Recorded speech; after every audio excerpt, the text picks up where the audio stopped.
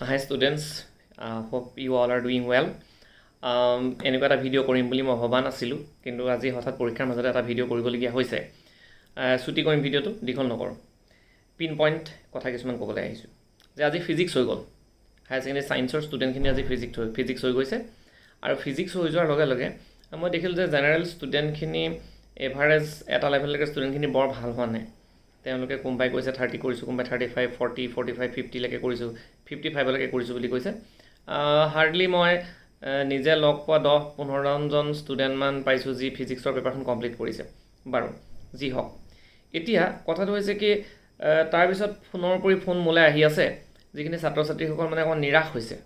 তেওঁলোক নিৰাশ হৈ পেলাই মানে কি হ'ল কি নহ'ল এনেকুৱা ধৰণৰ চিন্তাবিলাক কৰি আছে।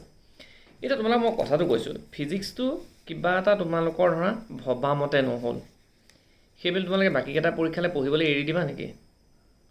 ইয়াৰ পিছত কেমেষ্ট্ৰি আছে, মাজত 3টা দিন আছে, তাৰপিছত বায়'লজি আছে, মাজত 2টা দিন আছে। এটা বাক্য মনত ৰাখিবা, এটা বাক্য মই তোমালোকক আজি ক'ম, অতীতৰ কথা চিন্তা কৰি ভৱিষ্যত বেয়া কৰাৰ তোমালোকৰ অধিকাৰ নাই।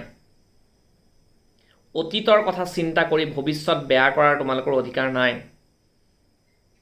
ফিজিক্সটো এতিয়া অতীত, কেমেষ্ট্ৰি ভৱিষ্যত, বায়'লজি ভৱিষ্যত, মেথমেটিক্স ভৱিষ্যত।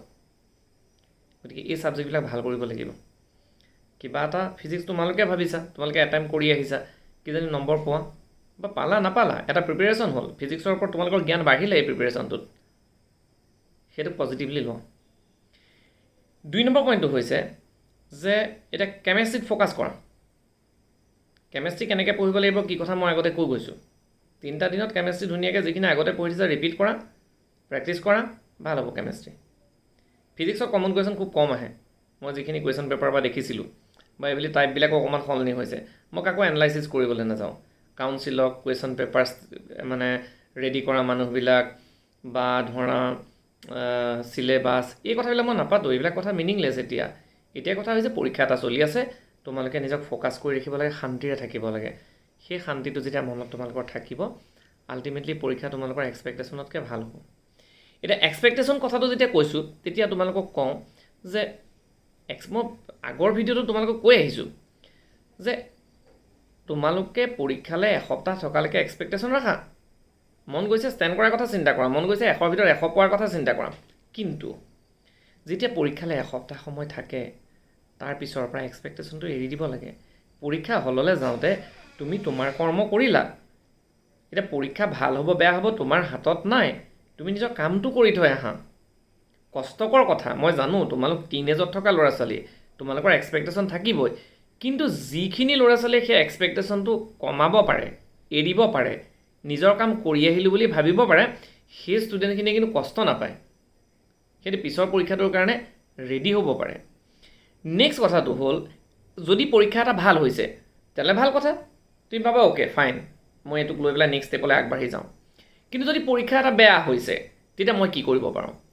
তেতিয়া মোৰ বেয়া হোৱাটোৰ সপক্ষে, ইন ছাপৰ্ট অফ বেয়া হোৱা, মই যুক্তি বিচাৰিব লাগিব। আৰু যুক্তিটো কি? তুমি আজি যিমান 95% পালা, কি লাভ আছে?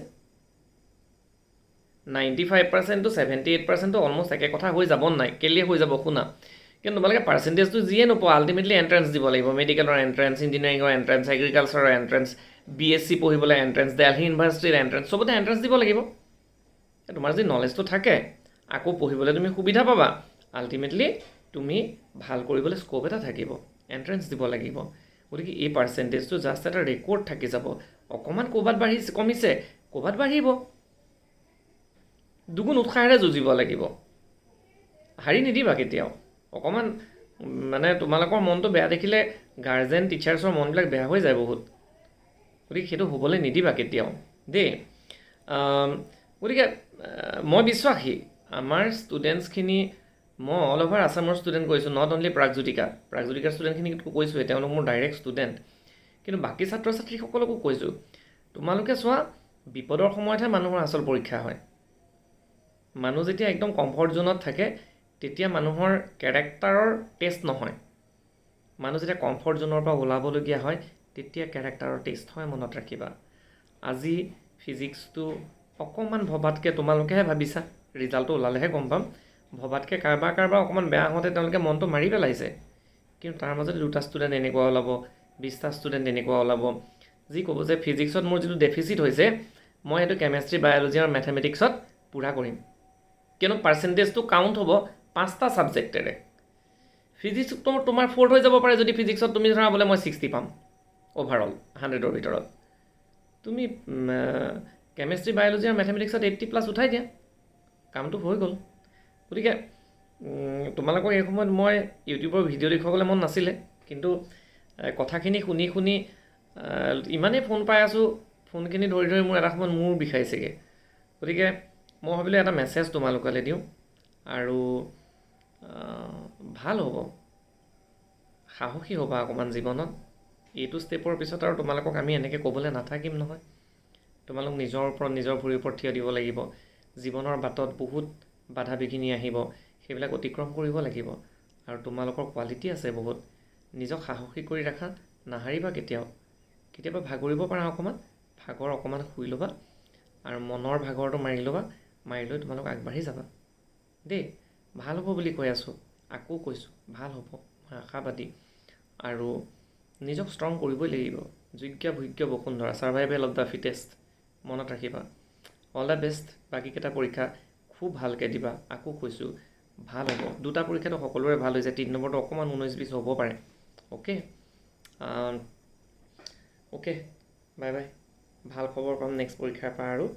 আৰু ফিজিক্স চবৰে বেয়া হৈছে বুলি মই নাই কোৱা, বহুতৰ ভালো হৈছে, আৰু বহুতৰ হয়তো এভাৰেজ, বহুত ষ্টুডেণ্টৰ অকণমান বেয়া হৈছে বুলি তেওঁলোকে ভাবিছে। নিজক শক্তিশালী কৰা, তোমালোকে পাৰিবা চাবা, ভাল হ'ব। Bye bye.